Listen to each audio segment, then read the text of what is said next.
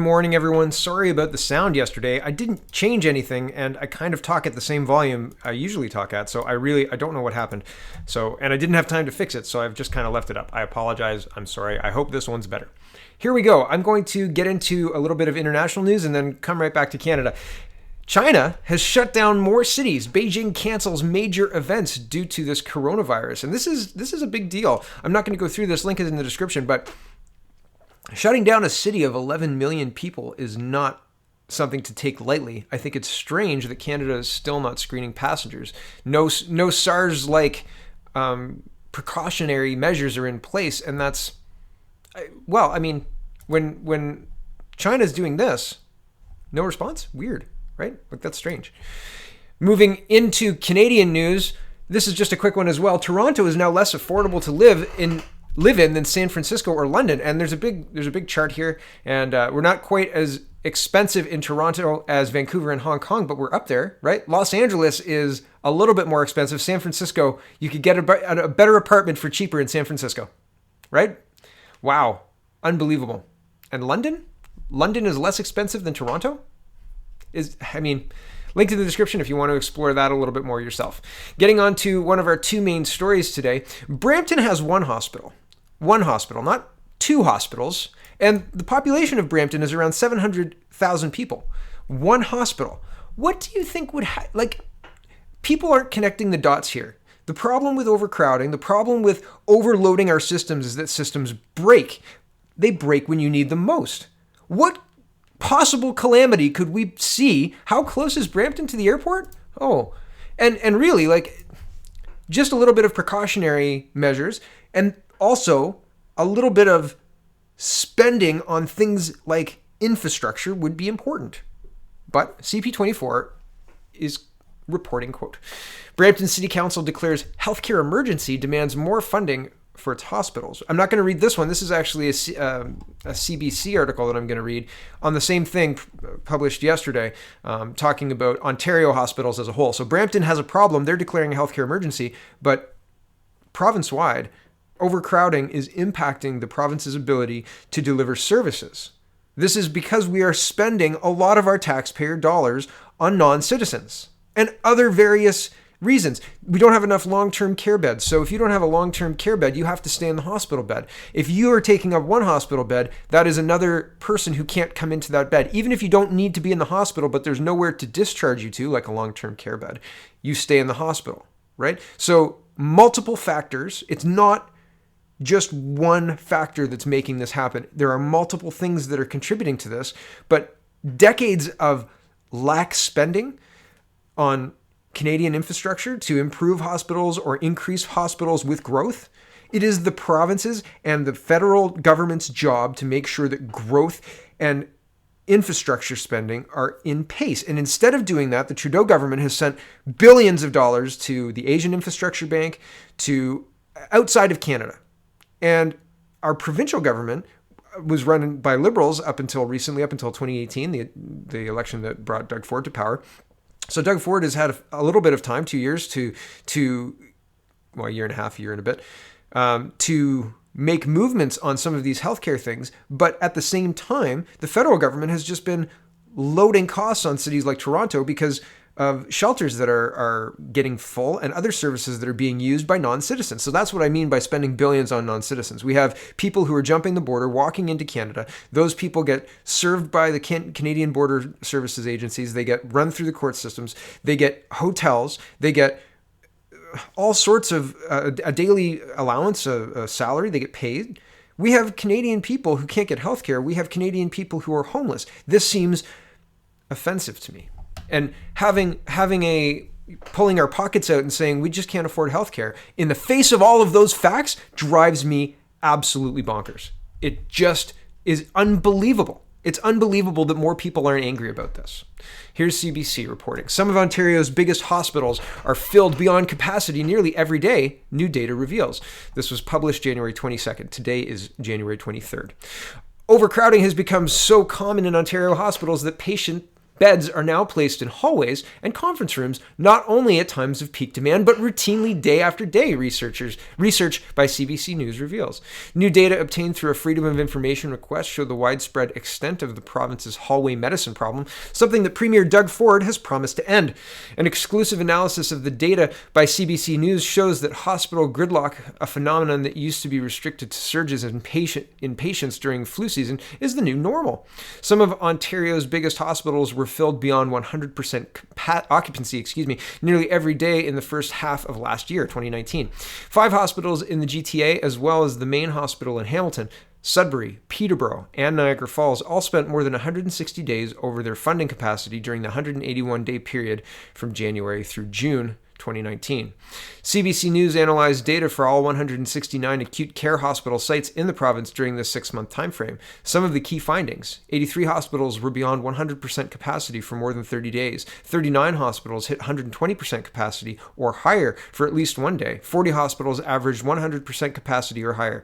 An expert on hospital administration calls the figures astonishing and says they demonstrate that overcrowding is now a widespread phenomenon around Ontario. And there's more to this. They talk about, there's lots. They talk about causes, they talk about all that stuff, but I'm going to look at something a little different. This is in the same sphere and just looking at a different track. And here's the tweet. It says, some public Ontario colleges that recently brought in international students have had net revenue growth of over 25% in 3 years, which is up there with the casino industry for sheer margins. Okay, so this is not the article I'm going to look at. Again, I'm sorry. Sometimes I'll tag multiple articles in the same kind of vein because they get published that way. But sometimes one article tells a better story. So the link is in the description if you're interested. But here we go. I'm going to read this one. The Abbotsford News, and it's a publication out of British Columbia, and it says UFV and other BC universities post $340 million worth of surpluses thanks to international student tuition. British Columbia's universities and colleges have quietly raked in hundreds of millions of dollars in recent years, posting soaring surpluses thanks largely to increasing numbers of international students. But as the coffers of BC's universities and colleges have swelled, spending on student instruction and support hasn't yet caught up. Black press media has found, after analyzing 25 post-secondary institutions' financial statements dating back 4 years. The rapid rise in international enrollment has prompted concerns about the pace of growth in the post-secondary experience for both domestic and foreign learners, with some even reporting an increase in xenophobia among local students. 2 of the most profitable mid-sized universities have already decided to reevaluate their international ambitions, and the leader of British Columbia's Federation of Students said others should consider doing the same. Universities are bellwethers. Often what happens in universities happens in the wider society. This is interesting. Back to this. Combined surplus of $340 million. In 2018-19, BC universities and colleges posted surpluses totaling more than $340 million, the financial statements show. That figure is more than double the $144 million in combined surpluses recorded in 2015-16. Last fiscal year, the University of British Columbia alone recorded a $136 million surplus. That's the largest in the province, but in line with the BC average, which saw universities take in about 5% more than they spent last year. Simon Fraser University, the University of Victoria, Kwantlen Polytechnic University, and the University of the Fraser Valley, Thompson Rivers University, Langara College, Douglas College, and BCIT all posted surpluses of more than $10 million. 3 years ago, only the province's largest 3 universities, UBC, UVic, and SFU, posted 8-figure surpluses. And while UVic's surplus was close to its 2018-19 total, UBC and SFU's income has doubled and tripled in 3 years since. The figures recorded here don't include endowment contributions. So there's figures here if you're interested in that. I'm not going to go through the graphs. I'm just going to finish reading here. I've got a couple of other things to get to. The financial statements show that the newfound monetary success of the province's university is largely tied to dramatic increases in tuition revenue, which in turn has been driven largely by high numbers of international students. At many universities popular with international students, fees from foreign students now make up the bulk of all tuition revenue. I've scrolled down a bit. A handful of mid-sized universities have seen some of the largest increases. Surrey-based Kwantlen Polytechnic University saw tuition revenue rise by 83% over the last 3 years, while TRU in Kamloops, Capilano University in North Vancouver, and Langara College in Vancouver all saw tuition revenue increased more than 50%. At Kwantlen, TRU, and Campilano, tuition revenue jumped by more than 20% between 2017-18 and 2018-19. At UBC, tuition revenue rose by $250 million, a 45% jump in just 3 years. I scroll down again.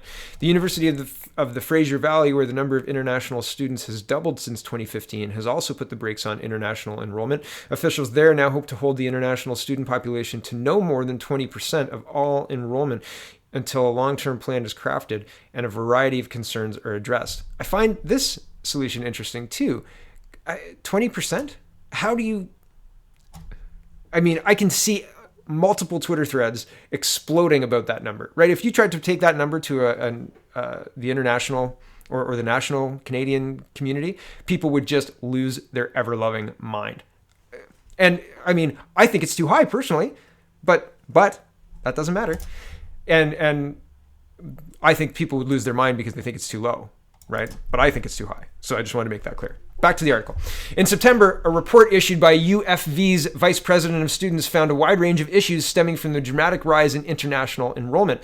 Domestic students, international students, and faculty said UFV needed to change course and provide more support and help. Read her report at the bottom of the story. The report is very, very dense, but the link is in the description if you want to check it out. Back to the article. One word sums up the overarching theme of what I heard through this process. Concern, Webb wrote in the report. Individuals and groups expressed concerns about UFV's current approach to international admissions and enrollment, about the level of support available to faculty and staff as they navigate this change in classroom and campus composition, and about international student success and our efforts to support it. Webb said the university was struggling to give international students the support they need, that domestic students were growing frustrated by the struggles of their international classmates, and that faculty and other staff were increasingly feeling overwhelmed. I wanted to highlight just one part of this. They said they cast doubt on whether the domestic students have a problem with real or imagined struggles of their international counterparts, right? Sometimes perceived, sometimes real. I wasn't going to talk about it, but I just think it's so interesting that the newspaper needs to insert that. We got to put that in there, man. Make sure that everybody knows that we're not racist. Like, it's just so ridiculous. It's so crazy, right? Here is an article from 2019. It says the foreign students who say they were lured to Canada by a lie. And the article I'm going to highlight actually is from 2019 as well, November. Thousands of international students cited in government report for breaking the rules. Canada issued Anas El Kamal a student visa to study at the University de Moncton, but the Moroccan man never attended a single class or even lived in New Brunswick. Excuse my faux shock. Back to the article. Instead of arriving in Canada in 2017, he settled in Montreal. Upon arriving in Canada in 2017, he settled in Montreal and got a job with a parking management company, claiming illness prevented him from starting school. Immigration officials tracked him down and ordered him to leave Canada a year later for failing to actively study as his visa required. A federal court decision against Al Kamal stated the education program he was to complete in Canada was not of great concern to him. He simply wanted to quickly complete a program so that he could then apply for permanent residency in Canada. Al Kamal is clearly not the only international student with that intent. For the first time, an internal 2018 government report reveals data on the possible misuse of student visas to gain access to Canada.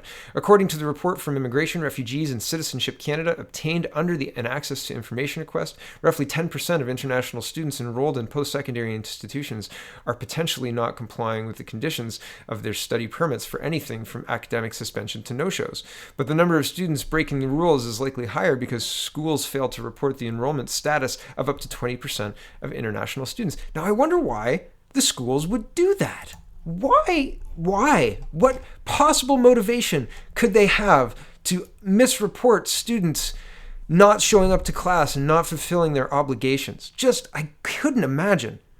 For those of you who are just listening, I'm highlighting the headline from the Abbotsford News. UFV and other BC universities post $340 million worth of surpluses. That's a pretty ripe fruit, right? Like that's pretty good incentive, don't you think? I wonder why they'd underreport it or not report it at all. Back to this article. The volume of non-compliance should not really be a surprise to anyone. Most international students at the community college level are immigration clients. If they can avoid school and gain immigration status through work opportunities, that's what all of them would do, said Earl Blaney, a London, Ontario immigration consultant who doubles as an education agent in the Philippines. Having a study permit offers direct access to employment for this purpose. Canada's Immigration Department does not have dedicated funding to monitor and investigate if international students are following immigration rules. The detection of non-genuine students largely relies on an honor system through reporting by the hundreds of learning institutions designated by each province. And why would they lie? I wonder. There's no reason to lie. No reason to say, oh yeah, they're here, they're attending, everything's fine, they're A's and B's. Definitely. A's and B's for sure. No incentive at all to do that. Thanks for watching, everybody. Check out CanadaPoly.com and the CanadaReport.co and have a wonderful, wonderful